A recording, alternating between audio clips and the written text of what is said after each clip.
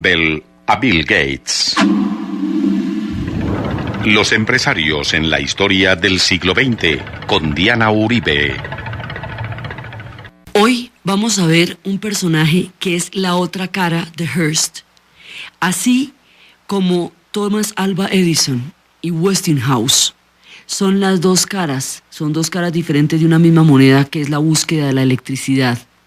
Y así como existió entre ellos una rivalidad mortal a lo largo de la vida porque estaban en el mismo sendero, llegaban a las mismas conclusiones, descubrían lo mismo, estaban en los mismos puntos, algo análogo va a pasar entre Pulitzer y Hearst. Pulitzer, al que conocemos por el premio Joseph Pulitzer, que fue el que instituyó, digamos, lo que sería como el Oscar o el Nobel del periodismo, digamos, para la consagración de un periodista en los anales de la inmortalidad, es un premio Pulitzer. Ganarse un premio Pulitzer es, mejor dicho, lo máximo que le puede pasar a un periodista o a un reportero. Entonces, estos dos personajes se van a encontrar y la rivalidad entre ellos dos va a llegar hasta el punto del amarillismo. Digamos, en un momento dado, ninguno de los dos va a reparar en incurrir en sensacionalismo o en falsear noticias para poder competirle al otro. Y el campo de batalla de esta rivalidad periodística va a ser la guerra de independencia de Cuba con España. Justamente alrededor de ese conflicto fue que ellos montaron las películas más impresionantes en los periódicos para vender. Pero más allá de esta rivalidad, digamos que los hace como paralelos en la formación del periodismo. Inclusive fue Pulitzer el primero que contrató al caricaturista del Niño Amarillo, y luego Hearst se lo sonsacó como se sonsaca pues la gente, y se lo llevó con más sueldo y ese tipo de cosas. Digamos que era una rivalidad impresionante. Pero así como Hearst fue el que innovó el formato periodístico, digamos, el formato, el que se inventó los artículos especializados, las revistas especializadas, el que hizo de los editoriales algo importantísimo, el que se inventó, digamos, la entrega puerta a puerta. Pulitzer va a hacer del periodismo algo conceptualmente más profundo y más elevado. O sea, es un empresario, pero es un empresario intelectual. Este personaje va a propender toda su vida por la cualificación del periodismo. Él es el que va a decir que se necesitan escuelas de periodismo, que las personas que van a transmitir la imagen y las noticias que una sociedad va a tener sobre sí misma deben estar calificadas para hacer ese tipo de oficios, y deben tener una formación que garantice que la responsabilidad social tan grande que tienen esté en buenas manos. Va a ser una lucha eterna por las escuelas de periodismo, va a ser una conceptualización de lo que significan los editoriales, va a ser el rey del periodismo investigativo, va a desarrollar el periodismo investigativo como una línea, y el periodismo investigativo del que Hearst, del que va a hacer tanta, digamos, Hearst lo que hacía era contratar a los mejores escritores, y en eso consistía su talento para entender con quién colaboraba.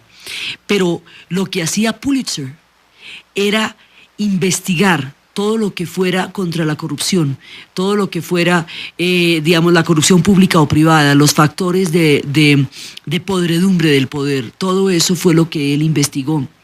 Esta línea del periodismo que desarrolló Pulitzer más adelante tendrá hitos importantísimos en la historia del periodismo en Norteamérica. Más adelante, cuando ya el periodismo se hizo completamente institucional y salió un periodismo alternativo durante la guerra del Vietnam, de periodistas independientes, empezaron a desarrollar esta línea del periodismo investigativo que había cogido Pulitzer. Y dos de esos periodistas, al ser incorporados después a los grandes diarios, al Washington Post, llevarían a cabo una investigación que terminaría con la renuncia del presidente de los Estados Unidos, el Watergate. El asunto de Watergate, que fue precisamente el descubrir que la campaña presidencial de Nixon se había basado en espionaje a través de circuitos electrónicos colocados en la sede de la Convención Demócrata en el edificio de Watergate.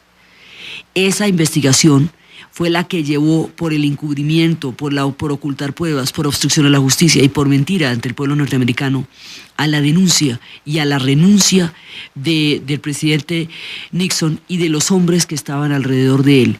El periodismo investigativo que llevaría a esa, digamos, a ese punto la investigación, el que hizo al Post famoso, ese fue el que inauguró conceptualmente Pulitzer. Pulitzer lo que hizo fue eso, desarrollar el periodismo investigativo, desarrollar el periodismo de formación, formar y cualificar a los periodistas y hacer del oficio un oficio altamente, digamos, calificado para poder entregar a la sociedad. Ahora, es una figura controvertida porque la guerra de amarillismo que emprendió con Hearst fue su punto de quiebra, digamos, en un momento dado, porque él era guerrerísimo. Uy, eso se metía en unas batallas. La cosa más impresionante, se metía en unos tropeles y esos tropeles le amargaron mucho la vida, porque el hombre se metía, no rehuía las peleas y no rehuía las competencias y de pronto en la pelea misma no reparaba en lo que tenía que hacer para continuar en ella. Entonces, por eso es que hay quienes no le perdonan profesionalmente el manejo de la guerra de Cuba, de independencia de Cuba frente a España y la intervención norteamericana allá y su rivalidad con Hearst. Y hay quienes reconocen en él a un gran intelectual, a un hombre muy ético, porque, digamos, eso fue una etapa que él desarrolló en su vida donde se dejó llevar como se dejó llevar por la oscuridad de las condiciones de la competencia, pero lo que él toda la vida luchó por hacer era un periodismo honesto, un periodismo independiente, un periodismo contra la corrupción, un periodismo contra los monopolios. Él, por ejemplo, emprendió campañas durísimas contra Theodore Roosevelt, que hay que ver que Theodore Roosevelt era pues el hombre más bravo de la época, el del garrote, ¿sí? Entonces, digamos, era un hombre bastante temerario, y tenía suficiente claridad y tenía suficiente quijotismo para enfrentarse al poder en todas sus formas.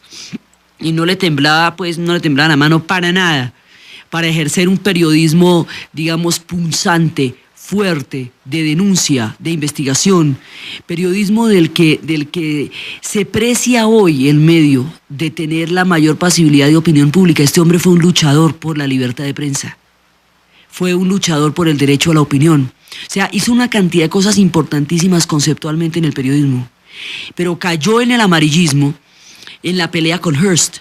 Entonces es controversial por eso, porque, digamos, es tomado como uno de los ejemplos más importantes del periodismo moderno, pero también se le cuestiona en un momento dado que frente al conflicto de Cuba y frente a la competencia de circulación con Hearst, no reparó en falsear información o en acrecentarla o en manipularla para seguir en la competencia. Ese es como, digamos, su lado oscuro y lo que le quedó, digamos, su manchón en la hoja de vida. Pero él pasa a la historia como el padre del periodismo conceptual, como el padre, digamos, de lo que hace del periodismo una profesión. Él lo que entendía era que el periodismo era en el futuro la formación de la opinión pública. O sea, él tenía en la cabeza lo que todavía no era evidente, hasta dónde los medios de comunicación de masas iban a influir en la sociedad y la iban a convertir en algo de lo cual ellos iban a ser el mediador entre la realidad y las personas.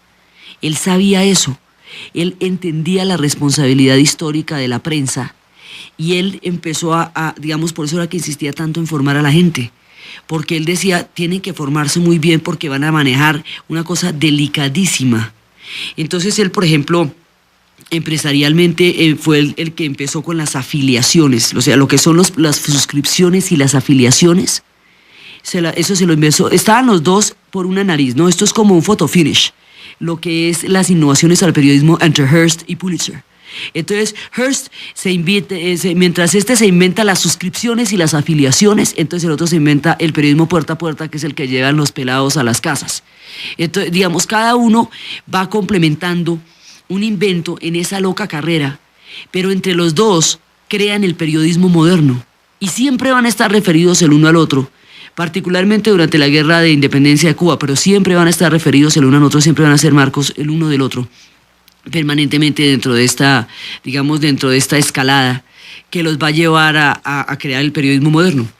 Este personaje nace a finales del siglo XIX. Lo curioso es que hemos visto a lo largo de toda esta serie de los empresarios que el siglo XX se nos formó en el XIX, que los pioneros de lo que sería la sociedad industrial avanzada, lo que sería la sociedad industrial de finales del siglo XX, nacen en el siglo XIX, y que es en esos primeros años de este siglo y los últimos del siglo pasado donde se forjan las bases de todo el desarrollo tecnológico e industrial, conceptual, automotriz, energético, de toda clase. Todos los personajes que hemos visto han nacido alrededor de mediados del siglo pasado y han entrado a principios, apenas una década, otros 2, máximo 3 de este siglo. Y ahí en esas primeras 3 décadas quedan las bases de todo lo que va a ser el siglo que mayores transformaciones ha traído a la especie humana desde que tenemos noticia, valga el término, de su existencia. Entonces este personaje también está dentro de ese rango de tiempo, ¿sí? Y este personaje ese tiene una cantidad de historias personales, una cantidad de aventuras. Él es húngaro, de origen judío magyar, de origen judío húngaro, y nace pues al otro lado del mar. Entonces, él está, digamos, a la cabeza del periodismo norteamericano. Finalmente, él va a ser el símbolo, uno de los símbolos más importantes del periodismo norteamericano. Así como Hearst va a ser, digamos, el del monopolio, el del trust, el que va a monopolizar todos los medios. Este va a ser el que lo va a hacer conceptualmente importante. Este es mucho más intelectual. Es un empresario, sí, pero es un empresario de conceptos. Es lo que él hace. Es el concepto periodístico lo que él va a volver empresa. Y esa es, digamos, la innovación, el aporte que él hace a lo que va a ser el periodismo ya convertido en lo que serán el poder y la influencia de los medios de comunicación de masas.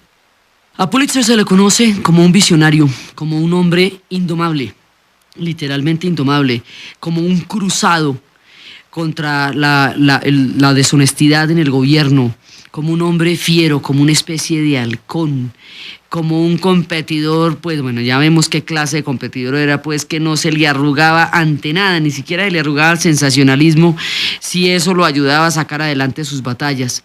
Era un visionario y era un hombre apasionadísimo de su profesión, y era un hombre muy hábil en todo lo que fue, un talento muy grande para la publicación, para todo lo que era la publicación de los periódicos, tenía como ese don. Entonces él es el que, digamos, las innovaciones las va a hacer desde 2 diarios, desde el New York World, o sea, desde el Mundo de Nueva York, y desde el St. Louis Post-Dispatch, el periódico, digamos, el que despachaba el St. Louis Post. Desde ahí es donde él va a innovar el periodismo. Entonces, él fue, digamos, el que empezó a hablar del entrenamiento de los periodistas, que era lo más importante de todo, porque ese entrenamiento era el que les daba la cualificación para poder ser hábiles y capaces de desarrollar su trabajo, tanto que el premio como tal es el resultado de su lucha por la cualificación del periodismo. Precisamente por eso es que se instituye el premio, para garantizar que exista un incentivo de gran tamaño, de gran envergadura, para todos aquellos que han invertido en la formación y en la profesionalización del oficio. Eso fue, digamos, fundamentalmente lo que él trataba de hacer. Entonces, este personaje nace al otro lado del mar, nace en Mako, en Hungría. Y es, como habíamos dicho, de una familia judía, de origen judío húngaro. Y su madre era alemana y era devota, era cristiana devotísima, y su padre era judío. Y él, digamos, tenía un hermano que era Albert, que había sido, digamos, entrenado para sacerdote, pero nunca llegaría a serlo. Entonces, el mayor de los Pulitzer se retira en Budapest, y José, pues nuestro personaje, se educa en las escuelas privadas, lo van a educar los tutores. Él es un personaje de un medio social acomodado, digamos, que tiene buenas posibilidades, una excelente educación, y decide, sin que nada le falte ni que nadie le esté haciendo ninguna presión, irse de aventurero y meterse de soldado a ver cómo le va. Y se alista en el ejército austrohúngaro, porque acuérdese que cuando él nace, a finales del siglo XIX, todavía existe el imperio austrohúngaro.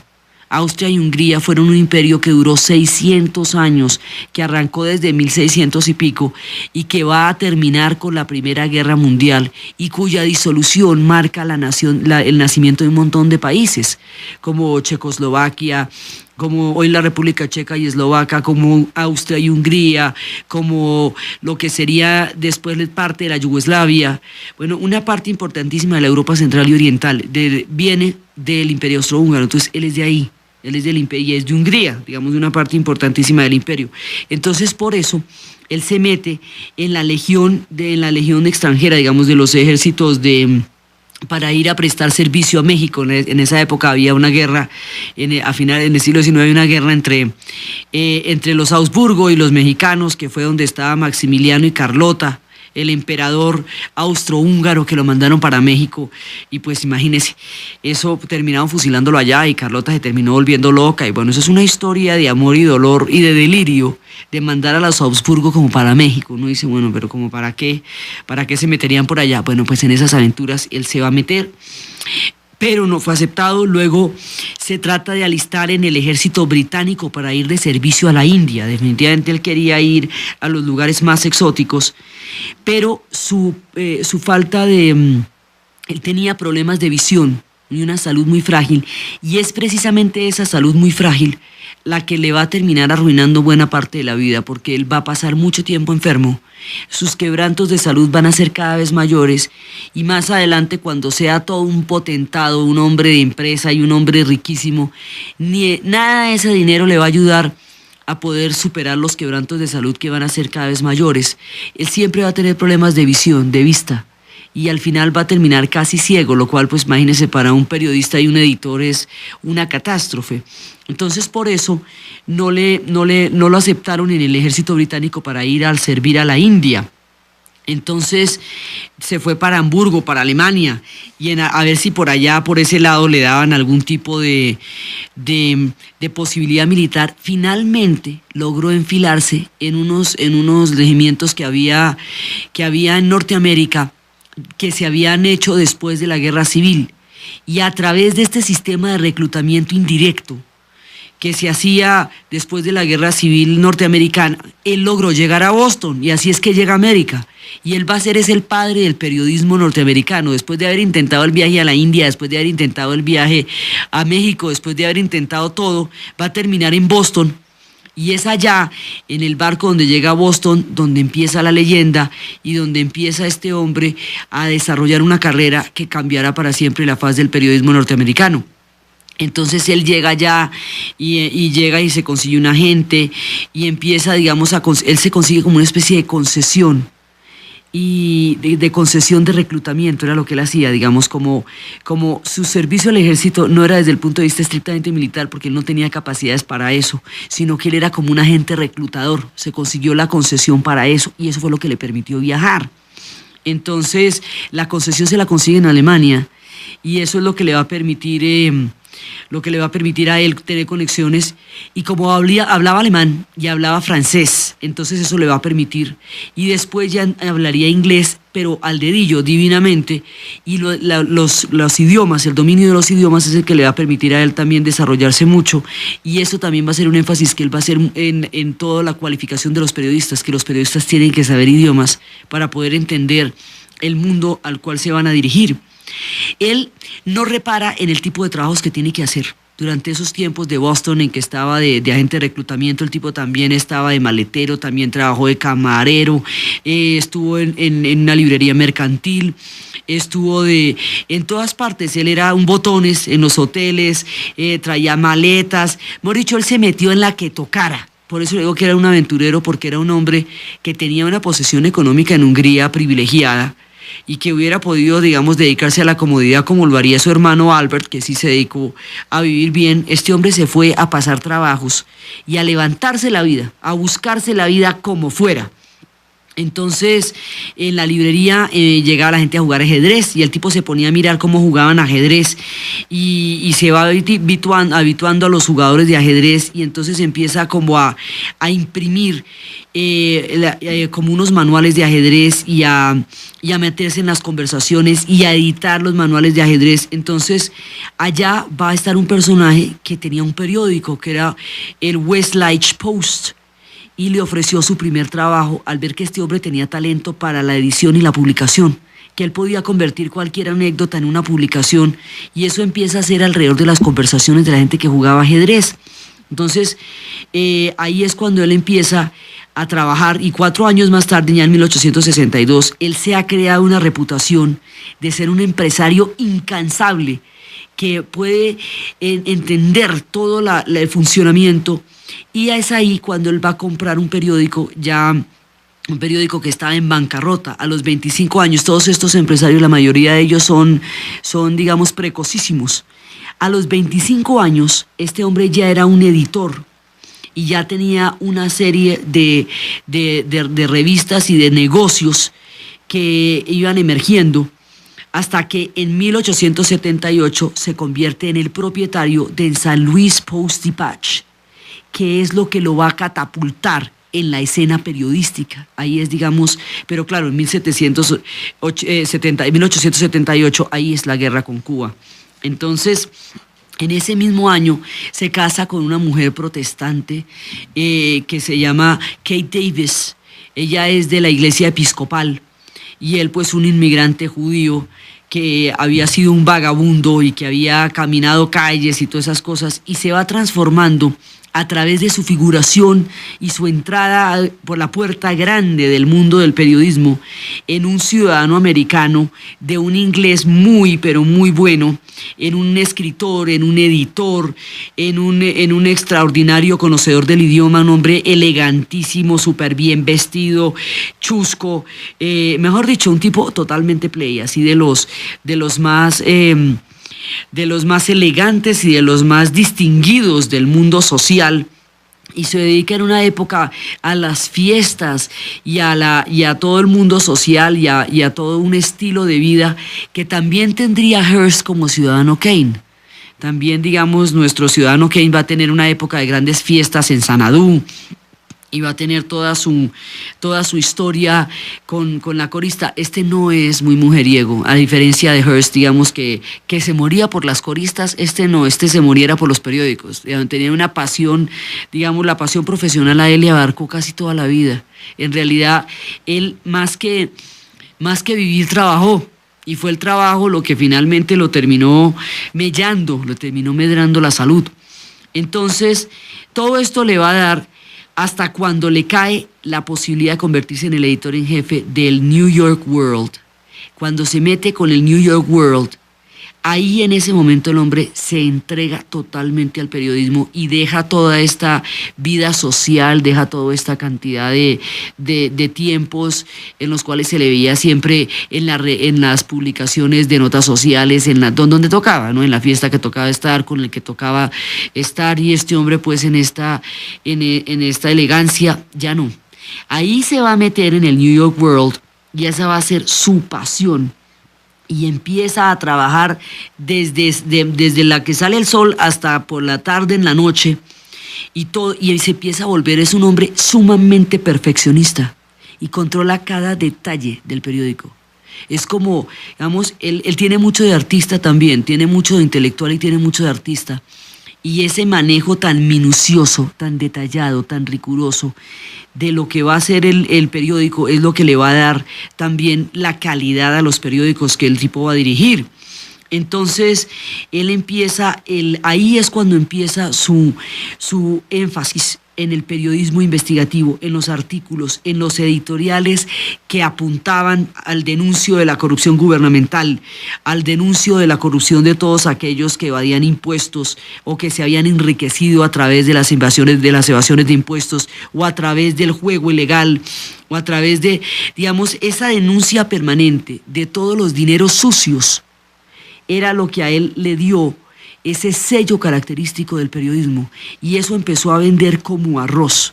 porque todo el mundo empezó, digamos, a sentir como el escalofrío de quien se enfrenta a los poderosos. O sea, por supuesto, Pulitzer aquí tendría más de un problema.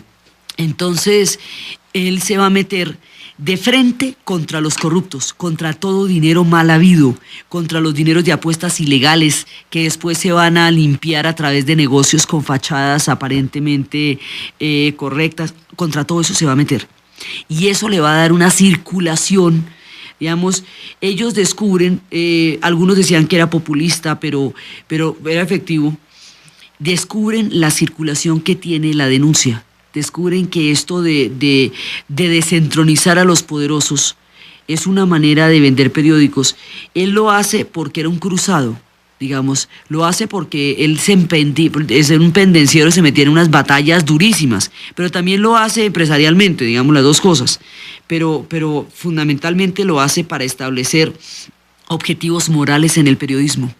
Y decía que el objetivo moral del periodismo fundamentalmente era exponer la corrupción ante la opinión pública.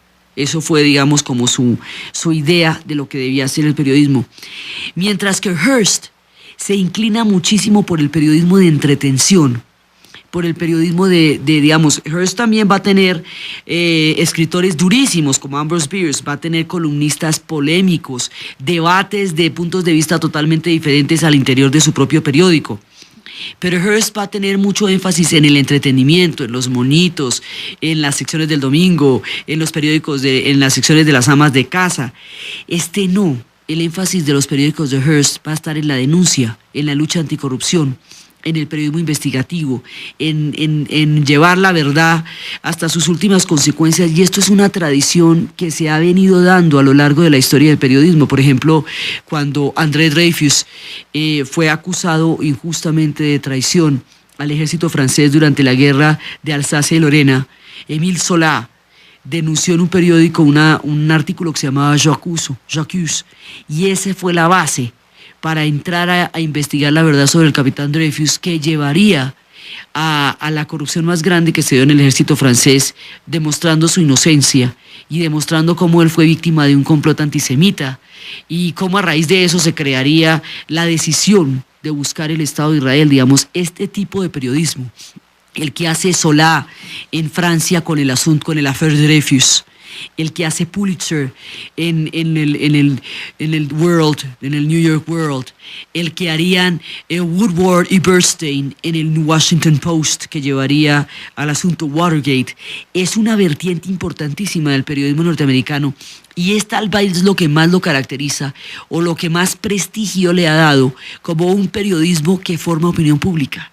Es esa formación de la opinión pública a través de la denuncia, a través del enfrentamiento, a través del desenmascarar los fraudes, digamos, los fraudes políticos o la corrupción política, que el periodismo de Pulitzer se va a hacer famoso y va a entroncarse dentro de la línea de este periodismo crítico, de este periodismo investigativo, audaz, frentero, cruzado, como es el hombre, ¿no? El hombre tenía un carácter absolutamente guerrero como él será su periodismo. Entonces, él va a desarrollar un periodismo punzante, con unos editoriales poderosos, fuertes, con unos columnistas ácidos, así completamente críticos, que no dejan pues títere con cabeza, y va a exponer toda forma de corrupción, y eso es lo que lo va a hacer característico. Va a ser muy riguroso y va a estar siempre con los problemas de salud. Sus ojos se van apagando poco a poco. Entonces se tienen que establecer en 1883 en Nueva York a bordo de un buque donde un doctor le ordena unas vacaciones, pero resulta que este hombre no puede dejar de trabajar. Entonces, mientras está en el vapor, empieza a hacer los negocios que lo van a llegar finalmente al New York World y al mundo de las finanzas, y no se toma en serio la salud hasta que la salud se lo va a tomar en serio a él. Él va a desarrollar después problemas gravísimos, no solamente la ceguera, sino una intolerancia absoluta, total, imposible a cualquier forma de ruido, lo que le va a hacer contratarse un yate completamente desprovisto del más mínimo ruido, que él llamaría la torre del silencio. Y este hombre se va a tener que ver aislado por la falta de visión, digamos, porque no podía ver bien, y porque el ruido lo va a enloquecer. Entonces va a tener sus quebrantos de salud van a ser tormentosos. van a ser minadores de la energía tan impresionante que este hombre tenía. Él va a tener, digamos, como dos puntos débiles: la salud, por un lado, y la otra va a ser, pues, lo guerrero que es, ¿no? Lo tropelero. Eso, de ahí salen sus mejores aciertos y de ahí salen sus peores errores también, porque como no rehuía ninguna pelea, entonces cualquiera que le planteara alguna, pues inmediatamente el hombre le sacaba pues todo el tropel. Entonces, él con The World y su sistema de suscripciones públicas es que va a masificar el periodismo, y además el hombre pues también tiene ese sentido de la oportunidad. Entonces, cuando la Estatua de la Libertad es llevada por Francia a los Estados Unidos como regalo, él logra cubrirlo de la Estatua de la Libertad, la inserta, digamos, inserta como eso que se ve en los periódicos, que se insertan fotos o, digamos, figuras sobre una portada. Bueno, pues él logra insertar la Estatua de la Libertad en la portada de los periódicos, y esa inserción de la figura, no ya como la foto, sino como la figura, ejerce un impacto grandísimo, y digamos en una cosa que levantaba el nivel de expectativa que generó la llegada de la Estatua de la Libertad a la ciudad de Nueva York, que se convertiría después en su más grande símbolo y en el mayor orgullo que tienen los neoyorquinos. Ese fue un regalo de Francia, y el hombre cubre eso de una manera gráficamente genial e impactante. Entonces él conocía, digamos, la fórmula del impacto, y eso va a hacer que la circulación de su periódico The World llegue a más de 600,000 ejemplares. Y eso lo convierte en el periódico de mayor circulación en todos los Estados Unidos. Cuando el hombre llega hasta ese punto, desarrolla lo que en ninguna sociedad nadie está exento de que le pase: la terrible y poderosa envidia. Un personaje llamado Charles Anderson Dana, que era el que publicaba un periódico que se llamaba The Sun, El Sol, se siente frustrado y envidioso por el impresionante éxito de The World, y lanza, hay que ver cómo es la gente, hombre, de esto no se libra nadie, una campaña maligna, viciosa, maluca, contra Pulitzer, acusándolo de ser un judío renegado, acusándolo de haber vuelto la espalda sobre la religión, siendo él un judío, de manera que quisiera echarle encima la comunidad judía norteamericana, que es un grupo de los más poderosos, de los más influyentes, de los más adinerados y de los más, digamos, de los que más incidencia han tenido también en la formación de partes importantísimas de la cultura y de la industria norteamericana. Eso después en el cine vamos a ver la influencia tan grande que la comunidad judía va a tener en el desarrollo de muchas industrias en Norteamérica, incluyendo sobre todo la del cine. Entonces, este hombre lo que pretende es echarle encima a la comunidad judía por la envidia que tiene de que es el hombre de mayor circulación en los periódicos, y él, que tenía un periódico amarillista por allá, ese sí era realmente amarillista, sin principios ni nada, quería competir por la vía de lo asqueroso con este personaje que había sacado adelante todo a través del trabajo y la conceptualización y el talento empresarial, un periódico de la circulación y la envergadura que llegó a ser The World en su momento. Entonces le arma un tropel a este hombre tan grande que termina deprimiéndolo, ¿ve? Este hombre se va a sentir como que sucumbiendo a las enfermedades, porque claro, él guerreaba como él solo, pero somatizaba también, digamos, cuando se metía en un tropel de estos, pues él entraba en unas depresiones profundas, y entonces se enfermaba, y ahí fue cuando le entró la hipersensibilidad al ruido. Entonces poco a poco eso lo va minando, y el hombre empieza a buscar curas por un lado y otro, y nada, las curas no le son posibles hasta que se consigue pues el yate de la Torre del Silencio, y se va a su mansión en Maine. Y en esos años pues él empieza a viajar con alguna frecuencia y a alejarse un poquito pues del mundo de las editoriales, y empieza a tratar de cuidarse, hasta que llega después los años de 1896 y 1898, y cuando llegan esos años viene la segunda batalla de su vida, la feroz, que es la batalla con Randolph Hearst. Y la batalla con Hearst va a ser tan dura que al hombre se le van las luces.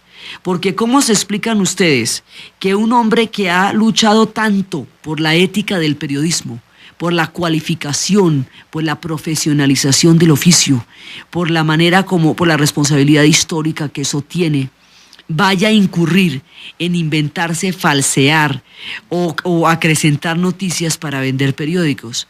Vamos, hay un momento en que la rivalidad periodística hace que al hombre se le vayan las luces justo en aquello que él más defiende, que es la objetividad periodística. Pues en la guerra de Estados Unidos, en la intervención de Estados Unidos en la guerra de independencia entre Cuba y España, este hombre se va a lanzar y se va, en 1895 Hearst y Pulitzer se lanzan a la competencia más impresionante y la guerra se vuelve el campo de batalla alrededor del cual van a competir. Entonces ahí la lucha es por subir la circulación, la venta de periódicos. Entonces Hearst desde su trinchera, que era el New York Morning Journal, y Pulitzer desde la suya, que era el St. Louis Post-Dispatch. Y ambos escribían sobre Cuba, exageraban las rebeliones, exageraban las historias, utilizaban los periódicos, y ahí fue cuando sacaban las fotografías así impresionantes, las columnas, los diarios a 4 columnas o a 8 columnas, y empezaban a exagerar cómo eran puestos en campos de concentración los cubanos, dejados al hambre y a las enfermedades, y empezaron a incurrir en el periodismo amarillo. Empezaron a inventar historias. Entonces los dos se inventaron las historias que les valió a ambos, como ambos habían tenido al chico caricaturista del niño amarillo. Primero Pulitzer fue el que se lo pilló y lo metió a su periódico, y luego Hearst se lo sonsacó y lo metió al periódico de él. Por esa tira cómica del niño amarillo es que a este tipo de periodismo, de los dos diarios que lo tuvieron, se le conoce como el amarillismo. Y es, digamos, como hoy en día se conoce en el mundo periodístico, a todo aquello que es sensacionalista, que vende sobre la base de la difamación o del morbo, de la exageración de la muerte o de la exaltación, digamos, de todo aquello que por escandaloso o por grotesco o por bárbaro o por salvaje o por bajo llama la atención. Esa, digamos, es una vertiente bastante cuestionable y oscura del mundo periodístico. Y estos dos fueron los padres en un momento dado alrededor de esta guerra. Por eso le digo que se le iban yendo las luces a este hombre con el asunto de la guerra. Entonces ahí es cuando cada cual se inventa una historia. Entonces el Journal se inventa, le pone el sobrenombre de carnicero a uno de los oficiales españoles en Cuba, y entonces el otro se inventa la historia de el reportaje de Clemenza Arango, y así cada uno de los dos empieza a sacarle punta, ¿sí?, a cualquiera de las dos historias, y empiezan por ejemplo, cuando estalló el Maine. El Maine era un barco norteamericano que estalló, no se sabe ni por qué, fue como un accidente, pero estos lo volvieron un problema pues de Estado norteamericano, un asunto de intervención directa. Y después la historia de esta chica que habíamos hablado, que la habían requisado, digamos, la habían desnudado para requisarla. Pues ellos inventaron que las autoridades cubanas la habían ultrajado en su honra mediante la requisa, como pasaría hoy pues en cualquier aeropuerto, pero en realidad ella la requisaron fue unas mujeres policías y la cosa no pasó a mayores, pero ellos vuelven esta historia un problema de derechos humanos y así por el estilo, cogen cualquier noticia y la inflan hasta convertirla en un conflicto. El viejo truco de inflar las noticias hasta convertirlas en algo importante cuando ellas en sí mismo carecen de importancia, es uno de los recursos que ellos van a usar sin ningún pudor, sin ningún escrúpulo, para aumentar la circulación de la venta de sus periódicos. Entonces, la mitad de las historias eran falsas o la otra mitad de las historias eran completamente infladas, y esto va a hacer que a ellos dos vayan a ser severamente juzgados por su participación amarillista en esta guerra. Eso les va a valer a ellos muchísimas críticas, porque muchas veces por el afán de vender se pierde el objetivo de los principios que van a desarrollar el periodismo, y a ellos les va a pasar eso, a los dos. Por eso hablábamos de cómo este hombre, no, por meterse en las batallas, ese sí fue su punto débil, digamos. Su punto fuerte era su trabajo, lo perfeccionista, lo conceptualmente lúcido, su capacidad para ver lo que no era visible, su manera de convertir el intelecto en empresa, su manera de convertir la calidad en producto, y de llevar a cabo el producto, de lograr la circulación a través de los sistemas de afiliación, a través de el hacer para el público el del periodismo algo completamente posible. Y su punto oscuro eran las batallas. No medía ningún tipo de fuerzas con tal de sacar adelante una batalla, y eso fue, digamos, una de las cosas que a él siempre se le criticó. Y por eso pues a ellos se les relaciona tanto con esto del periodismo amarillo. Ahora, simultáneamente, así como se inventaban estas historias, también él luchó muchísimo contra los monopolios. Y luchó muchísimo contra las leyes. Digamos, se considera que él es uno de los artífices y de los que más influencia tuvo en lo que van a ser las leyes en contra de la legislación antimonopolio, la legislación antitrust y las regulaciones en la industria. Todo aquello que le van a montar a Rockefeller, por la cual se va a partir la Standard Oil en una cantidad de pequeñas empresas, porque no puede existir el monopolio del recurso energético de una sociedad en manos de un solo hombre.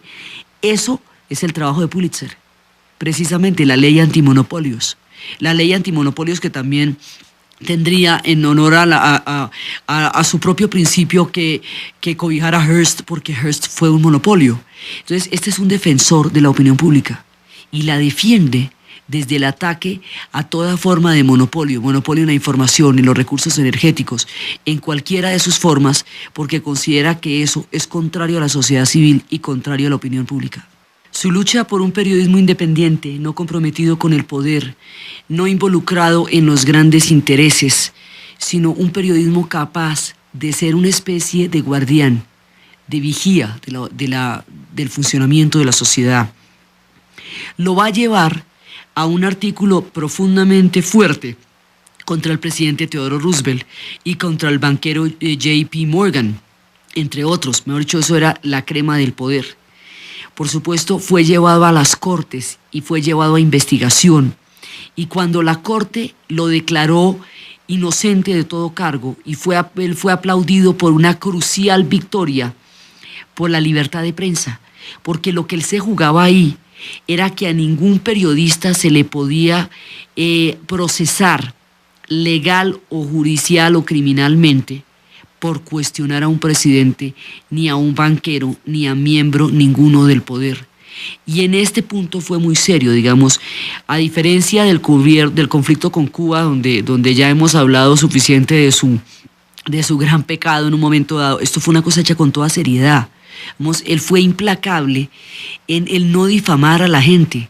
O sea, él las historias de Cuba las infló, pero lo que fueron las investigaciones a través de las cuales él se profesionalizó como un guardián de la sociedad, él era absolutamente riguroso y no hubo nunca ninguna difamación. Ahí su ética fue impecable. Entonces, cuando él critica al presidente y a los banqueros, y por criticar al presidente lo llevan a juicio, y las cortes también tienen, digamos, la suficiente independencia frente al poder, porque es que aquí la historia es de independencia frente al poder. En el caso de Hearst, la historia era del poder mismo. En el caso de Pulitzer, la historia es de independencia frente al poder. Entonces, aquí la corte, que también actúa con un nivel de autonomía muy grande, lo libera y lo declara fuera de todos los cargos. Esa fue una de sus más cruciales victorias, pero no solamente de él, sino de la libertad de prensa, porque ahí quedó claro que nadie era intocable frente a la prensa, no en el sentido de la difamación ni de la calumnia, en el sentido de la investigación y de la crítica. Digamos lo que serán como los vigilantes, los defensores, o lo que más adelante serán las defensorías, el ombudsman, todas esas instituciones que se han hecho para que los ciudadanos tengan la capacidad de vigilar y de supervisar el ejercicio del poder por parte de aquellos que lo detectan, que lo detentan. Eso es lo que él va a hacer en el periodismo. Y él lo va a hacer porque tiene una idea clarísima de cómo es la cosa. Entonces, él sigue con su idea de formar las escuelas de periodismo por eso, ¿sí? Porque él tiene un credo que es como, digamos, su norte, su brújula en la vida. Y él dice que nuestra república, refiriéndose a los Estados Unidos, y su prensa, crecerán, surgirán y llegarán a la cima juntas o se hundirán juntas. Porque para que exista un periodismo serio, tiene que existir un espíritu de periodismo público, de periodismo de servicio, desinteresado. Un periodismo que digamos que no esté comprometido con el poder, que tenga una inteligencia entrenada para poder tener el derecho y el coraje para ejercer un periodismo independiente, que pueda preservar, era lo que él decía, las virtudes públicas, sin las cuales, o sea, sin la virtud pública, el gobierno se convertiría en un objeto de burla y de vergüenza, en un mercado cínico, demagogo.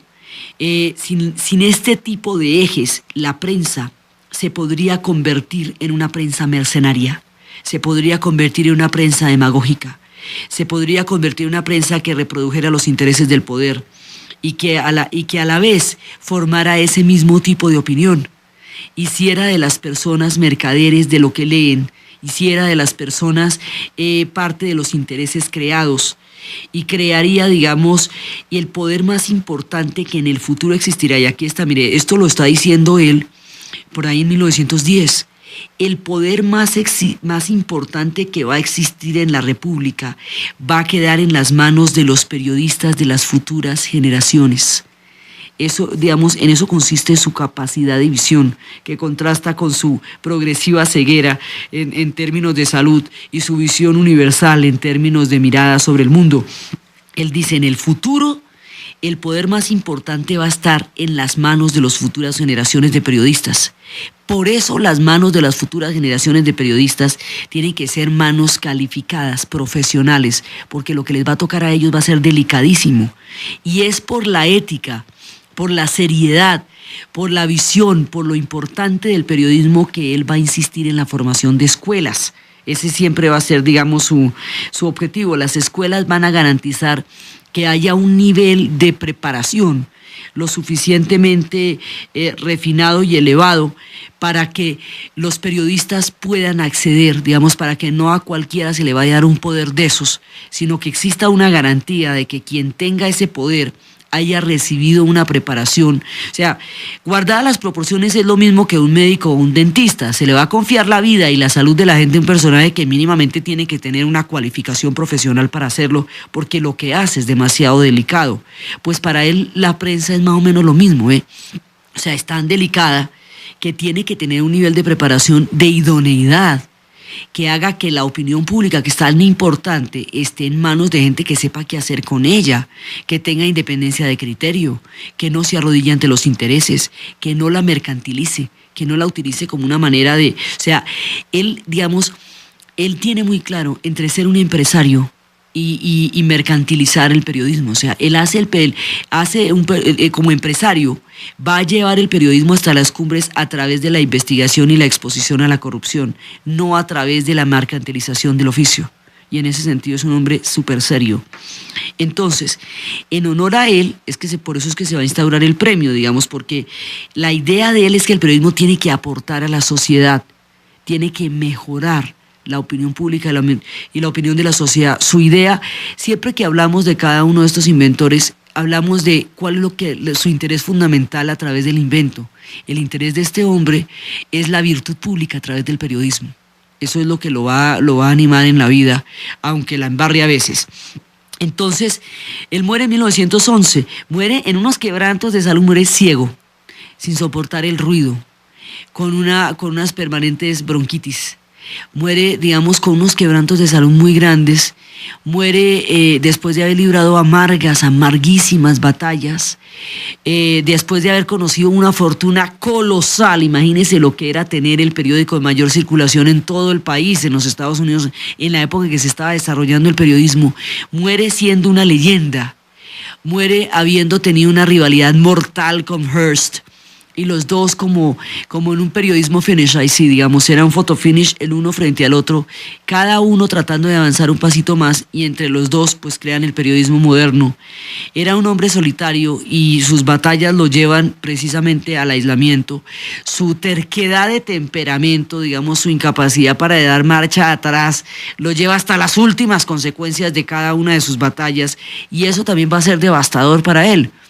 también su salud se va a ver quebrantada porque somatiza las guerras en las que se mete. Este personaje, un año después de su muerte, en 1912, después de que él murió en su yate, ¿dónde más podía morir? En su yate, a bordo de su yate es que va a morir él.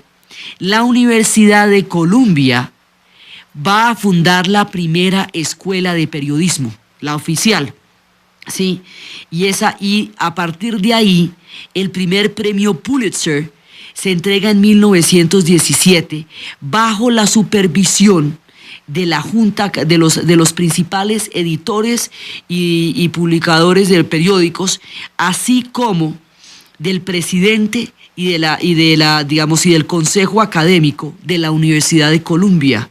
O sea, la Universidad de Columbia es al premio Pulitzer lo que la Academia Sueca es al premio Nobel. Sí, la idea es esa, digamos, que eso tenga la supervisión de los principales editores del país y el Consejo Académico de la Universidad de Columbia. Y la Universidad de Columbia es la que la que va a tener la idoneidad de entregar este premio a los periodistas. Y este premio originalmente es para los periodistas, para los columnistas, para los administradores, y allí están involucrados los decanos de las facultades, que tienen voz pero no voto. Están involucrados el consejo académico, están involucrados los miembros más prestigiosos.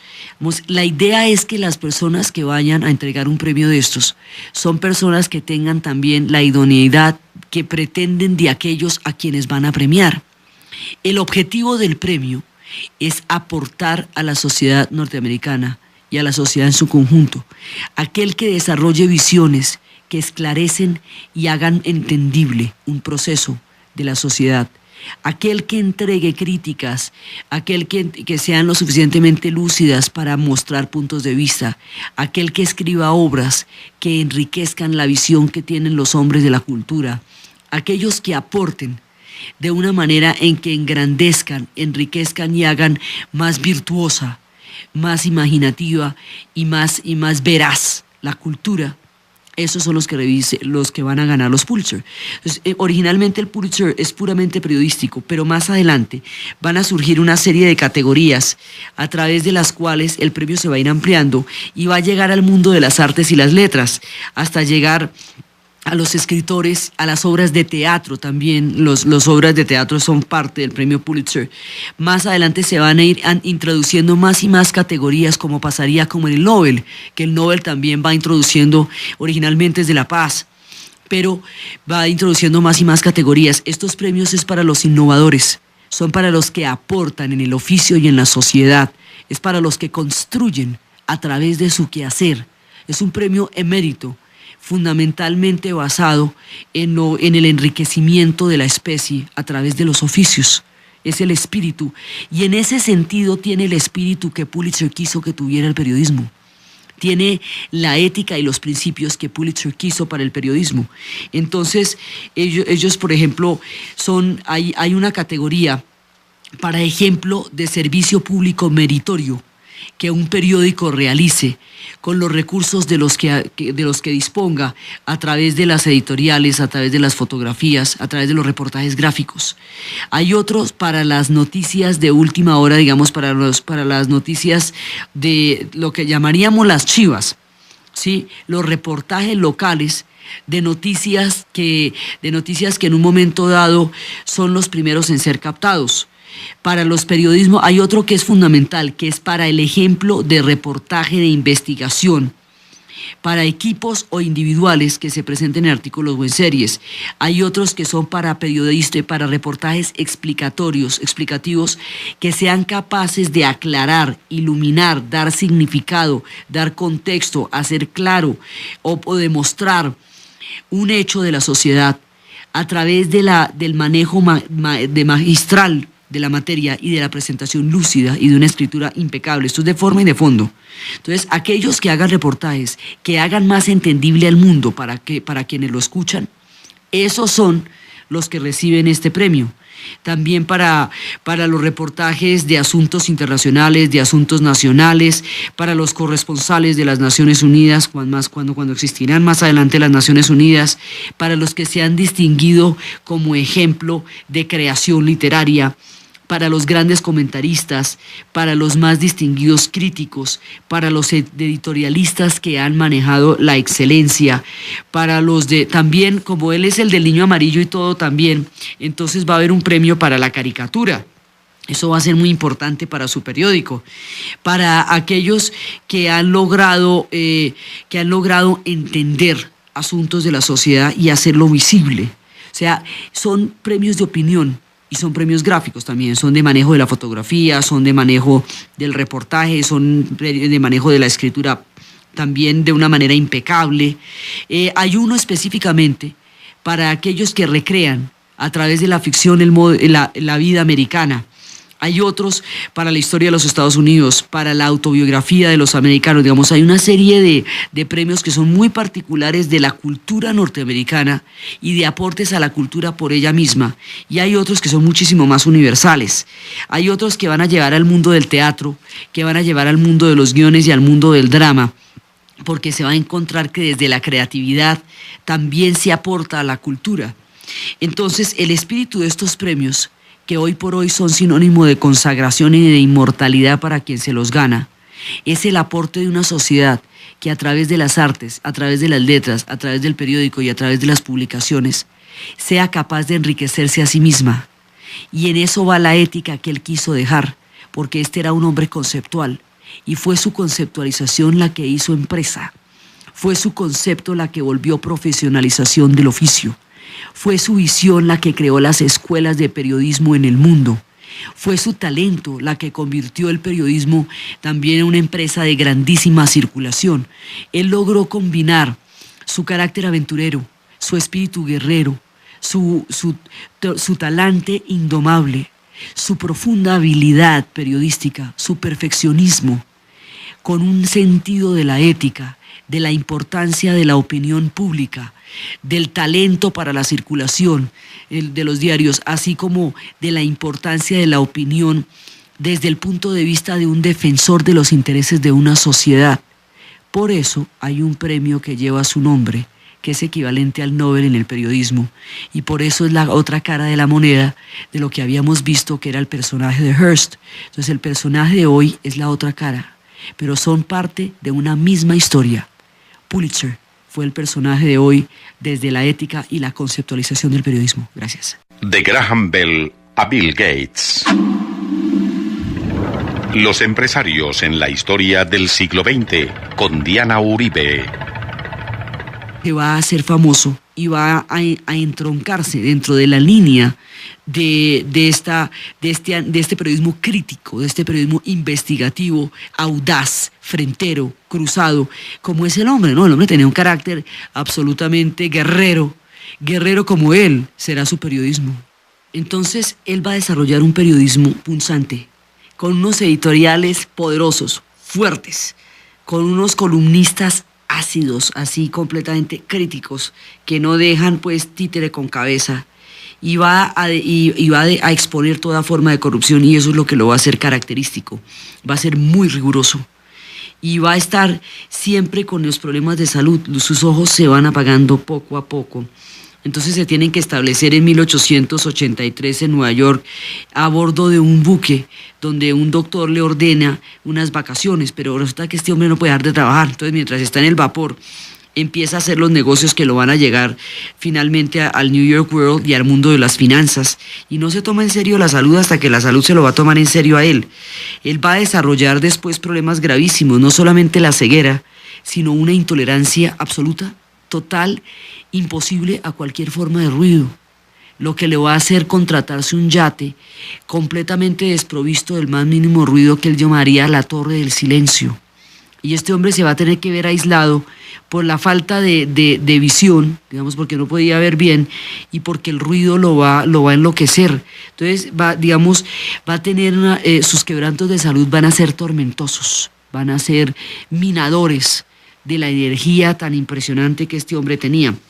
Él va a tener, digamos, como dos puntos débiles: la salud, por un lado, y la otra va a ser pues lo guerrero que es, ¿no? Lo tropelero. Eso, de ahí salen sus mejores aciertos y de ahí salen sus peores errores también, porque como no rehuía ninguna pelea, entonces cualquiera que le planteara alguna, pues inmediatamente el hombre le sacaba pues todo el tropel.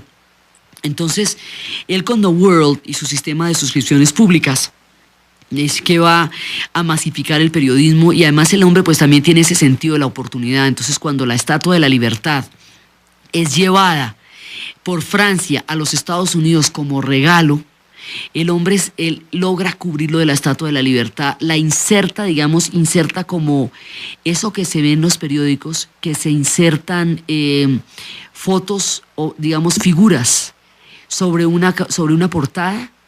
Bueno, pues él logra insertar la Estatua de la Libertad en la portada de los periódicos, y esa inserción de la figura, no ya como la foto, sino como la figura, ejerce un impacto grandísimo, y en una cosa que levantaba el nivel de expectativa que generó la llegada de la Estatua de la Libertad a la ciudad de Nueva York, que se convertiría después en su más gran, su pasión. Y empieza a trabajar desde la que sale el sol hasta por la tarde, en la noche, y se empieza a volver, es un hombre sumamente perfeccionista y controla cada detalle del periódico. Es como, él tiene mucho de artista también, tiene mucho de intelectual y tiene mucho de artista. Y ese manejo tan minucioso, tan detallado, tan riguroso de lo que va a ser el periódico es lo que le va a dar también la calidad a los periódicos que el tipo va a dirigir.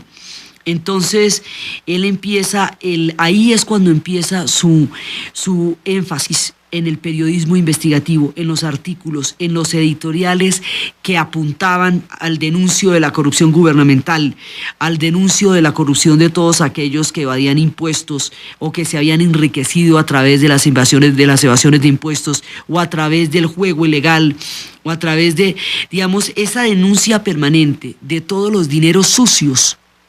Era lo que a él le dio ese sello característico del periodismo, y eso empezó a vender como arroz, porque todo el mundo empezó, a sentir como el escalofrío de quien se enfrenta a los poderosos. O sea, por supuesto, Pulitzer aquí tendría más de un problema. Entonces, él se va a meter de frente contra los corruptos, contra todo dinero mal habido, contra los dineros de apuestas ilegales que después se van a limpiar a través de negocios con fachadas aparentemente correctas. Contra todo eso se va a meter. Y eso le va a dar una circulación. Ellos descubren, algunos decían que era populista, pero era efectivo. Descubren la circulación que tiene la denuncia. Descubren que esto de desentronizar a los poderosos es una manera de vender periódicos.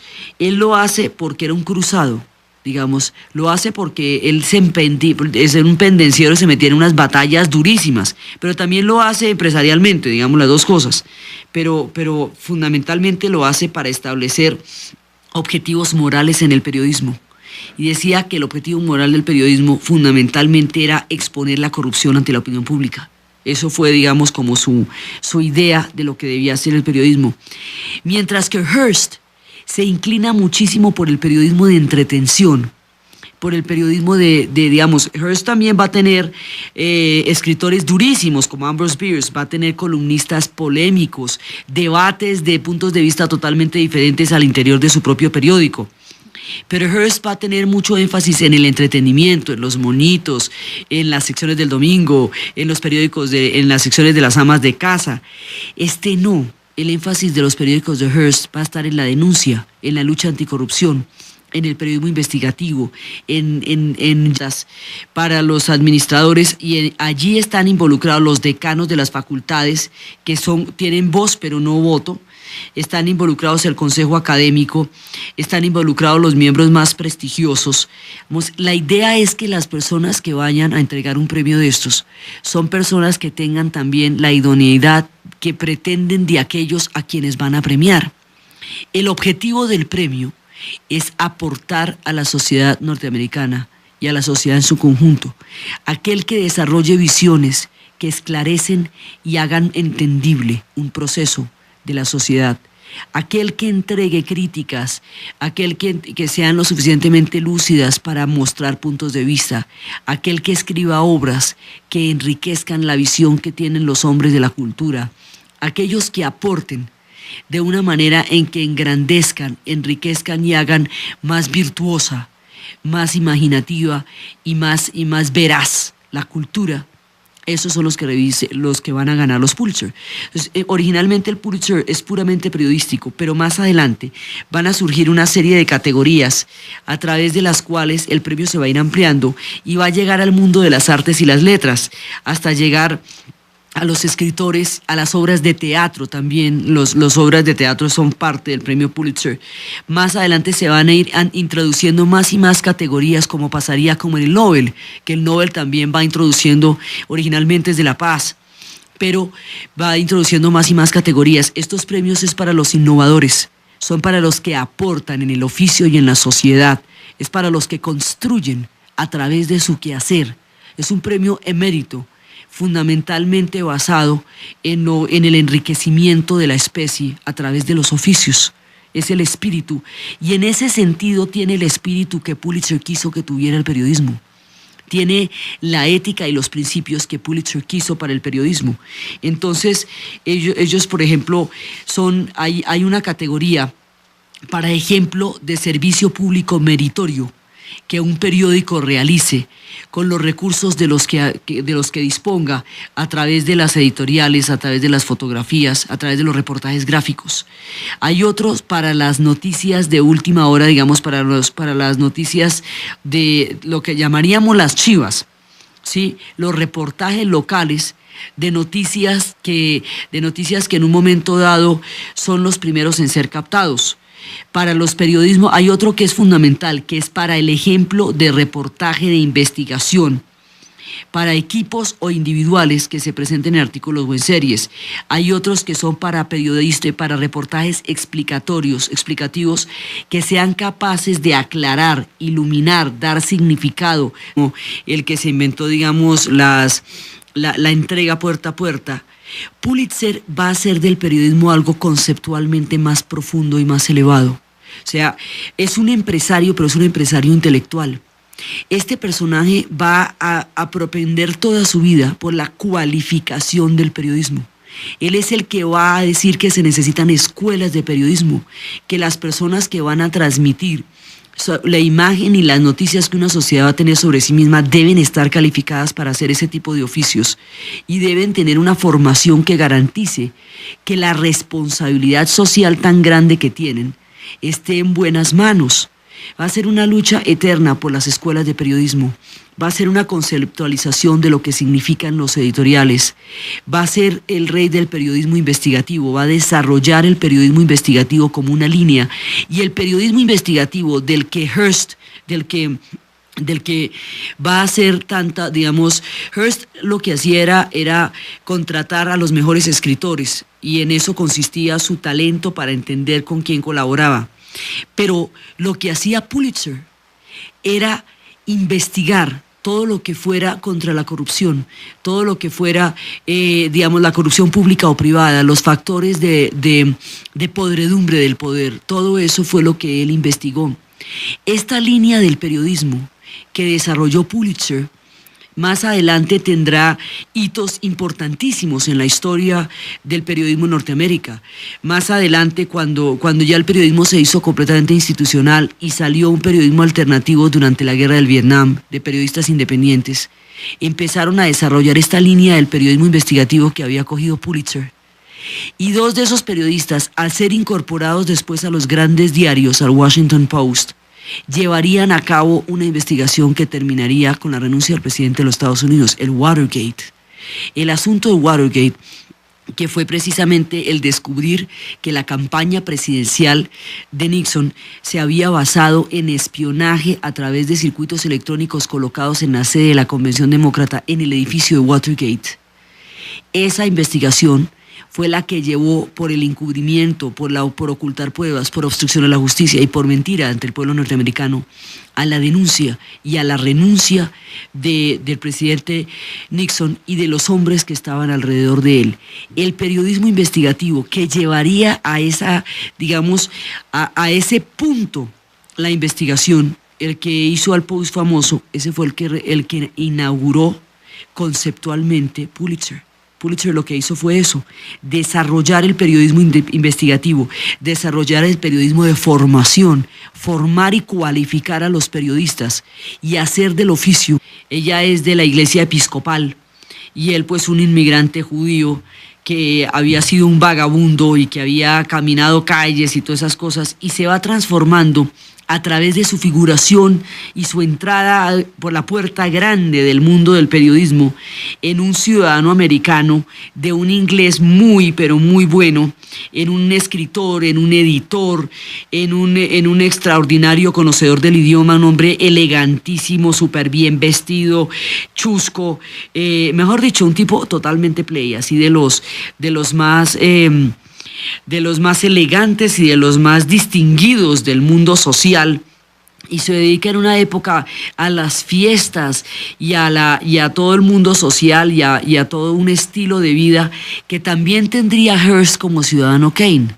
También, digamos, nuestro Ciudadano Kane va a tener una época de grandes fiestas en Xanadu, y va a tener toda su historia con la corista. Este no es muy mujeriego, a diferencia de Hearst, digamos, que se moría por las coristas. Este no, este se muriera por los periódicos. Tenía una pasión, digamos, la pasión profesional a él le abarcó casi toda la vida. En realidad, él más que vivir, trabajó.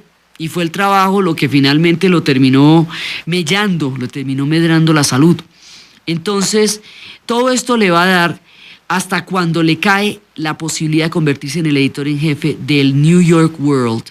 Cuando se mete con el New York World, ahí en ese momento el hombre se entrega totalmente al periodismo y deja toda esta vida social, deja toda esta cantidad de tiempos en los cuales se le veía siempre en las publicaciones de notas sociales, donde tocaba, ¿no? En la fiesta que tocaba estar, con el que tocaba estar, y este hombre pues en esta elegancia, ya no. Ahí se va a meter en el New York World y esa va a ser su pasión. Y empieza a trabajar desde la que sale el sol hasta por la tarde, en la noche, y se empieza a volver, es un hombre sumamente perfeccionista y controla cada detalle del periódico. Es como, digamos, él tiene mucho de artista también, tiene mucho de intelectual y tiene mucho de artista. Y ese manejo tan minucioso, tan detallado, tan riguroso de lo que va a ser el periódico es lo que le va a dar también la calidad a los periódicos que el tipo va a dirigir. Entonces, él empieza, ahí es cuando empieza su énfasis en el periodismo investigativo, en los artículos, en los editoriales que apuntaban al denuncio de la corrupción gubernamental, al denuncio de la corrupción de todos aquellos que evadían impuestos o que se habían enriquecido a través de las evasiones de impuestos o a través del juego ilegal. Ha creado una reputación de ser un empresario incansable que puede entender todo el funcionamiento, y es ahí cuando él va a comprar un periódico que estaba en bancarrota a los 25 años. Todos estos empresarios, la mayoría de ellos son digamos, precocísimos. A los 25 años, este hombre ya era un editor y ya tenía una serie de revistas y de negocios que iban emergiendo, hasta que en 1878 se convierte en el propietario del San Luis Post-Dispatch, que es lo que lo va a catapultar en la escena periodística. Ahí es, digamos, pero claro, en 1878 ahí es la guerra con Cuba. Entonces, en ese mismo año se casa con una mujer protestante que se llama Kate Davis. Ella es de la iglesia episcopal y él pues un inmigrante judío que había sido un vagabundo y que había caminado calles y todas esas cosas, y se va transformando a través de su figuración y su entrada por la puerta grande del mundo del periodismo en un ciudadano americano de un inglés muy, pero muy bueno, en un escritor, en un editor, en un extraordinario conocedor del idioma, un hombre elegantísimo, súper bien vestido, chusco, mejor dicho, un tipo totalmente play, así de los más elegantes y de los más distinguidos del mundo social, y se dedica en una época a las fiestas y a todo el mundo social y a todo un estilo de vida que también tendría Hearst como Ciudadano Kane. También, digamos, nuestro Ciudadano Kane va a tener una época de grandes fiestas en Xanadu, y va a tener toda su historia con la corista. Este no es muy mujeriego, a diferencia de Hearst, digamos, que se moría por las coristas. Este no, este se muriera por los periódicos. Tenía una pasión, digamos, la pasión profesional a él le abarcó casi toda la vida. En realidad, él más que vivir, trabajó. Y fue el trabajo lo que finalmente lo terminó mellando, lo terminó medrando la salud. Entonces, todo esto le va a dar hasta cuando le cae la posibilidad de convertirse en el editor en jefe del New York World. Cuando se mete con el New York World, ahí en ese momento el hombre se entrega totalmente al periodismo y deja toda esta vida social, deja toda esta cantidad de tiempos en los cuales se le veía siempre en las publicaciones de notas sociales, donde tocaba, ¿no? En la fiesta que tocaba estar, con el que tocaba estar, y este hombre pues en esta elegancia, ya no. Ahí se va a meter en el New York World. Y esa va a ser su independencia de Cuba frente a España y la intervención norteamericana allá y su rivalidad con Hearst. Y hay quienes reconocen en él a un gran intelectual, a un hombre muy ético, porque, digamos, eso fue una etapa que él desarrolló en su vida donde se dejó llevar como se dejó llevar por la oscuridad de las condiciones de la competencia. Pero lo que él toda la vida luchó por hacer era un periodismo honesto, un periodismo independiente, un periodismo contra la corrupción, un periodismo contra los monopolios. Él, por ejemplo, emprendió campañas durísimas contra Teodoro Roosevelt, que hay que ver que Teodoro Roosevelt era pues el hombre más bravo de la época, el del garrote, ¿sí? Entonces, digamos, era un hombre bastante temerario y tenía suficiente claridad y tenía suficiente quijotismo para enfrentarse al poder en todas sus formas. Y no le temblaba la mano para nada, para ejercer un periodismo, digamos, punzante, fuerte, de denuncia, de investigación, periodismo del que se precia hoy el medio de tener la mayor pasibilidad de opinión pública. Este hombre fue un luchador por la libertad de prensa, fue un luchador por el derecho a la opinión. O sea, hizo una cantidad de cosas importantísimas conceptualmente en el periodismo, pero cayó en el amarillismo en la pelea con Hearst. Entonces es controversial por eso, porque, digamos, esto tomado como uno de los ejemplos más importantes del periodismo moderno, pero también se le cuestiona en un momento dado que frente al conflicto de Cuba y frente a la competencia de circulación con Hearst, no reparó en falsear información o en acrecentarla o en manipularla para seguir en la competencia. Ese es como, digamos, su lado oscuro y lo que le quedó, digamos, su manchón en la hoja de vida. Pero él pasa a la historia como el padre del periodismo conceptual, como el padre, digamos, de lo que hace del periodismo una profesión. Él lo que entendía era que el periodismo era, en el futuro, la formación de la opinión pública. O sea, él tenía en la cabeza lo que todavía no era evidente, hasta dónde los medios de comunicación de masas iban a influir en la sociedad y la iban a convertir en algo de lo cual ellos iban a ser el mediador entre la realidad y las personas. Él sabía eso, él entendía la responsabilidad histórica de la prensa y él empezó digamos, por eso era que insistía tanto en formar a la gente, porque él decía, tienen que formarse muy bien porque van a manejar una cosa delicadísima. Entonces él, por ejemplo, empresarialmente fue el que empezó con las afiliaciones, o sea, lo que son las suscripciones y las afiliaciones. Eso se lo empezó, estaban los dos por una nariz, ¿no? Esto es como un photo finish, lo que es las innovaciones al periodismo entre Hearst y Pulitzer. Entonces Hearst mientras se descubren que esto de desentronizar a los poderosos es una manera de vender periódicos, él lo hace porque era un cruzado. Digamos, lo hace porque él es un pendenciero, se metía en unas batallas durísimas, pero también lo hace empresarialmente, digamos, las dos cosas, pero fundamentalmente lo hace para establecer objetivos morales en el periodismo.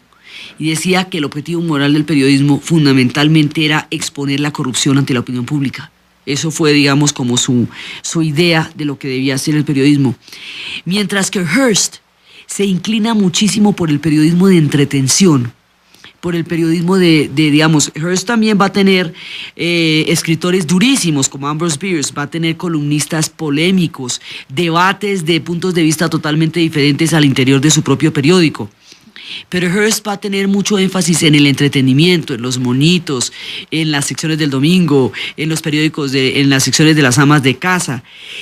No, el énfasis de los periódicos de Hearst va a estar en la denuncia, en la lucha anticorrupción, en el periodismo investigativo, en llevar la verdad hasta sus últimas consecuencias. Y esto es una tradición que se ha venido dando a lo largo de la historia del periodismo. Por ejemplo, cuando André Dreyfus fue acusado injustamente de traición al ejército francés durante la guerra de Alsacia y Lorena, Émile Zola denunció en un periódico un artículo que se llamaba J'accuse, y esa fue la base para entrar a investigar la verdad sobre el capitán Dreyfus, que llevaría a la corrupción más grande que se dio en el ejército francés, demostrando su inocencia y demostrando cómo él fue víctima de un complot antisemita y cómo a raíz de eso se crearía la decisión de buscar el Estado de Israel. Digamos, este tipo de periodismo, el que hace Zola en Francia con el asunto, con el affaire Dreyfus, el que hace Pulitzer en el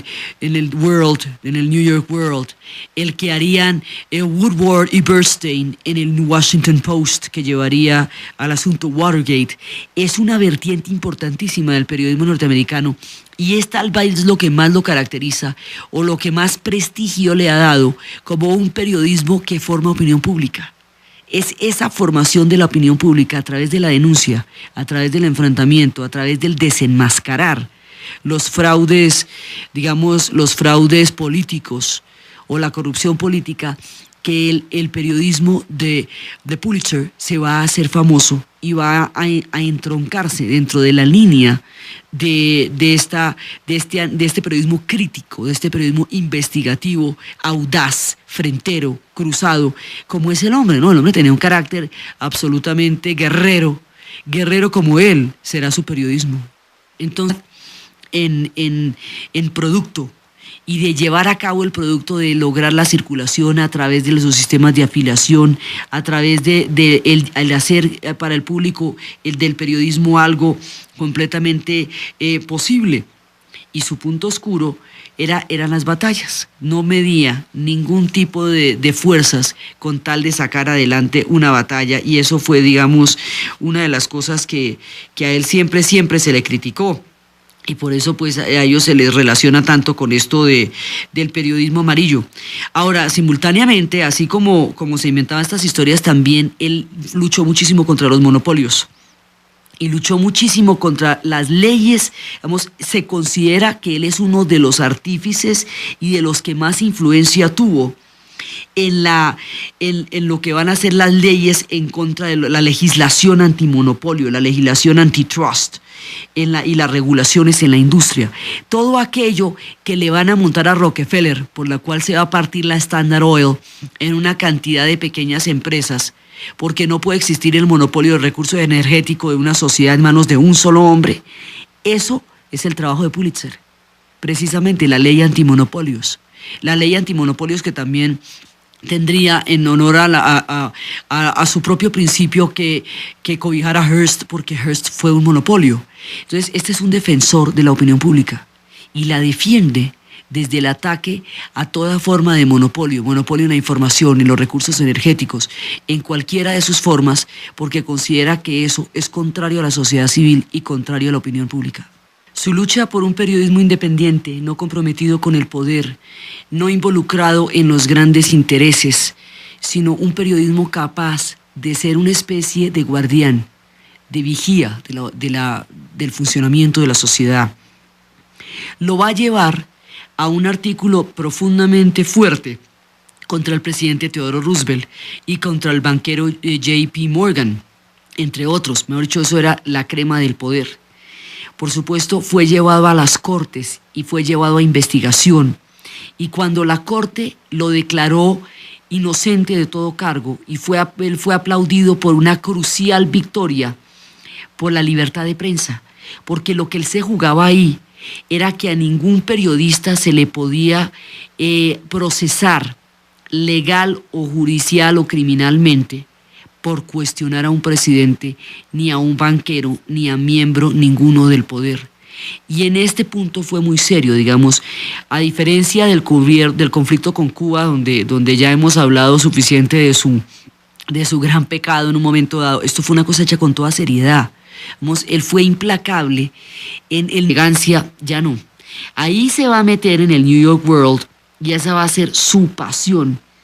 Y empieza a trabajar desde la que sale el sol hasta por la tarde, en la noche, y se empieza a volver, es un hombre sumamente perfeccionista y controla cada detalle del periódico.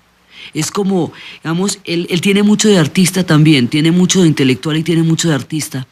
Y ese manejo tan minucioso, tan detallado, tan riguroso de lo que va a ser el periódico es lo que le va a dar también la calidad a los periódicos que el tipo va a dirigir. Entonces, él empieza, ahí es cuando empieza su énfasis en el periodismo investigativo, en los artículos, en los editoriales que apuntaban al denuncio de la corrupción gubernamental, al denuncio de la corrupción de todos aquellos que evadían impuestos o que se habían enriquecido a través de las evasiones de impuestos o a través del juego ilegal o a través de, digamos, esa denuncia permanente de todos los dineros sucios. Era lo que a él le dio ese sello característico del periodismo, y eso empezó a vender como arroz, porque todo el mundo empezó, digamos, a sentir como el escalofrío de quien se enfrenta a los poderosos. O sea, por supuesto, Pulitzer aquí tendría más de un problema. Entonces, él se va a meter de frente contra los corruptos, contra todo dinero mal habido, contra los dineros de apuestas ilegales que después se van a limpiar a través de negocios con fachadas aparentemente correctas. Contra todo eso se va a meter. Y eso le va a dar una circulación. Digamos, ellos descubren, algunos decían que era populista, pero era efectivo. Descubren la circulación que tiene la denuncia. Descubren que esto de desentronizar a los poderosos es una manera de vender periódicos. Él lo hace porque era un cruzado, digamos, lo hace porque él es un pendenciero, se metía en unas batallas durísimas, pero también lo hace empresarialmente, digamos, las dos cosas, pero fundamentalmente lo hace para establecer objetivos morales en el periodismo. Y decía que el objetivo moral del periodismo fundamentalmente era exponer la corrupción ante la opinión pública. Eso fue, digamos, como su idea de lo que debía ser el periodismo.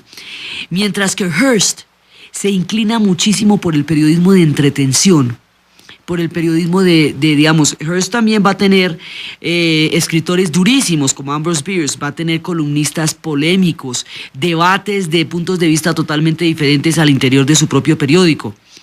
Pero Hearst va a tener mucho énfasis en el entretenimiento, en los monitos, en las secciones del domingo, en los periódicos, en las secciones de las amas de casa. No, el énfasis de los periódicos de Hearst va a estar en la denuncia, eran completamente infladas, y esto va a hacer que a ellos dos vayan a ser severamente juzgados por su participación amarillista en esta guerra. Eso les va a valer a ellos muchísimas críticas, porque muchas veces por el afán de vender se pierde el objetivo de los principios que van a desarrollar el periodismo, y a ellos les va a pasar eso, a los dos. Por eso hablábamos de cómo este hombre, no, por meterse en las batallas, ese sí fue su punto débil, digamos.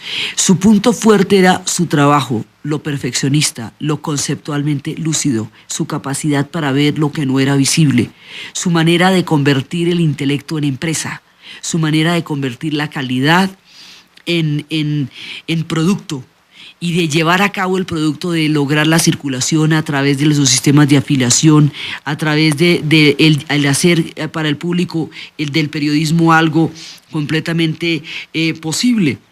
Y su punto oscuro eran las batallas. No medía ningún tipo de fuerzas con tal de sacar adelante una batalla, y eso fue, digamos, una de las cosas que a él siempre se le criticó. Y por eso pues a ellos se les relaciona tanto con esto del periodismo amarillo. Ahora, simultáneamente, así como se inventaban estas historias, también él luchó muchísimo contra los monopolios. Y luchó muchísimo contra las leyes. Digamos, se considera que él es uno de los artífices y de los que más influencia tuvo en lo que van a ser las leyes en contra de la legislación antimonopolio, la legislación antitrust y las regulaciones en la industria.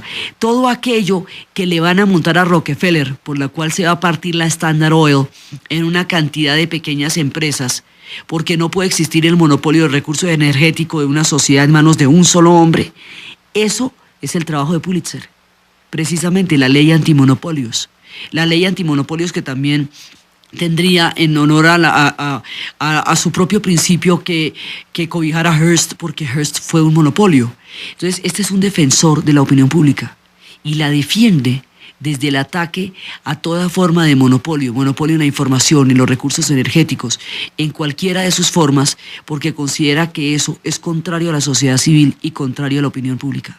Su lucha por un periodismo independiente, no comprometido con el poder, no involucrado en los grandes intereses, sino un periodismo capaz de ser una especie de guardián, de vigía del funcionamiento de la sociedad, lo va a llevar a un artículo profundamente fuerte contra el presidente Theodore Roosevelt y contra el banquero J.P. Morgan, en pensión norteamericana ya, y su rivalidad con Hearst. Y hay quienes reconocen en él a un gran intelectual, a un hombre muy ético, porque, digamos, eso fue una etapa que él desarrolló en su vida donde se dejó llevar como se dejó llevar por la oscuridad de las condiciones de la competencia. Pero lo que él toda la vida luchó por hacer era un periodismo honesto, un periodismo independiente, un periodismo contra la corrupción, un periodismo contra los monopolios. Él, por ejemplo, emprendió campañas durísimas contra Theodore Roosevelt, que hay que ver que Theodore Roosevelt era pues el hombre más bravo de la época, el del garrote, ¿sí? Entonces, digamos, era un hombre bastante temerario y tenía suficiente claridad y tenía suficiente quijotismo para enfrentarse al poder en todas sus formas. Y no le temblaba la mano para nada, para ejercer un periodismo, digamos, punzante, fuerte, de denuncia, de investigación, periodismo del que se precia hoy el medio de tener la mayor pasibilidad de opinión pública. Este hombre fue un luchador por la libertad de prensa, fue un luchador por el derecho a la opinión. O sea, hizo una cantidad de cosas importantísimas conceptualmente en el periodismo, pero cayó en el amarillismo en la pelea con Hearst. Entonces es controversial por eso, porque, digamos, es tomado como uno de los ejemplos más importantes del periodismo moderno, pero también se le cuestiona en un momento dado que frente al conflicto de Cuba y frente a la competencia de circulación con Hearst, no reparó en falsear información o en acrecentarla o en manipularla para seguir en la competencia. Ese es como, digamos, su lado oscuro y lo que le quedó, digamos, su manchón en la hoja de vida. Pero él pasa a la historia como el padre del periodismo conceptual, como el padre, digamos, de lo que hace del periodismo una profesión. Él lo que entendía era que el periodismo era, en el futuro, la formación de la opinión pública. O sea, él tenía en la cabeza lo que todavía no era evidente, hasta dónde los medios de comunicación de masas iban a influir en la sociedad y la iban a convertir en algo de lo cual ellos iban a ser el mediador entre la realidad y las personas. Él sabía eso, él entendía la responsabilidad histórica de la prensa y él empezó digamos, por eso era que insistía tanto en formar a la gente, porque él decía, tienen que formarse muy bien porque van a manejar una cosa delicadísima. Entonces él, por ejemplo, empresarialmente fue el que empezó con las afiliaciones, o sea, lo que son las suscripciones y las afiliaciones, eso se lo empezó, estaban los dos por una nariz, ¿no? Esto es como un photo finish, lo que es las innovaciones al periodismo entre Hearst y Pulitzer. Entonces Hearst mientras se inventa las suscripciones y las afiliaciones al cual se van a dirigir, él no repara en el tipo de trabajos que tiene que hacer. Durante esos tiempos de Boston en que estaba de agente de reclutamiento, el tipo también estaba de maletero, también trabajó de camarero, estuvo en una librería mercantil, estuvo en todas partes. Él era un botones en los hoteles, traía maletas. Mejor dicho, él se metió en la que tocara. Por eso le digo que era un aventurero, porque era un hombre que tenía una posición económica en Hungría privilegiada, y que hubiera podido, digamos, dedicarse a la comodidad como lo haría su hermano Albert, que sí se dedicó a vivir bien, este hombre se fue a pasar trabajos y a levantarse la vida, a buscarse la vida como fuera. Entonces, en la librería llegaba la gente a jugar ajedrez y el tipo se ponía a mirar cómo jugaban ajedrez y se va habituando a los jugadores de ajedrez, y entonces empieza como a imprimir como unos manuales de ajedrez y a meterse en las conversaciones y a editar los manuales de ajedrez. Entonces, allá va a estar un personaje que tenía un periódico que era el Westlife Post, y le ofreció su primer trabajo al ver que este hombre tenía talento para la edición y la publicación, que él podía convertir cualquier anécdota en una publicación, y eso empieza a ser alrededor de las conversaciones de la gente que jugaba ajedrez. Entonces, ahí es cuando él empieza a trabajar, y 4 años más tarde, ya en 1862, él se ha creado una reputación de ser un empresario incansable, que puede entender todo el funcionamiento. Y es ahí cuando él va a comprar un periódico, un periódico que estaba en bancarrota a los 25 años. Todos estos empresarios, la mayoría de ellos son digamos, precocísimos. A los 25 años, este hombre ya era un editor y ya tenía una serie de revistas y de negocios que iban emergiendo, hasta que en 1878 se convierte en el propietario del San Luis Post-Dispatch, que es lo que lo va a catapultar en la escena periodística. Ahí es, digamos, pero claro, en 1878 ahí es la guerra con Cuba. Entonces, en ese mismo año se casa con una mujer protestante que se llama Kate Davis. Ella es de la iglesia episcopal y él, pues, un inmigrante judío que había sido un vagabundo y que había caminado calles y todas esas cosas, y se va transformando a través de su figuración y su entrada por la puerta grande del mundo del periodismo en un ciudadano americano de un inglés muy, pero muy bueno, en un escritor, en un editor, en un extraordinario conocedor del idioma, un hombre elegantísimo, súper bien vestido, chusco, mejor dicho, un tipo totalmente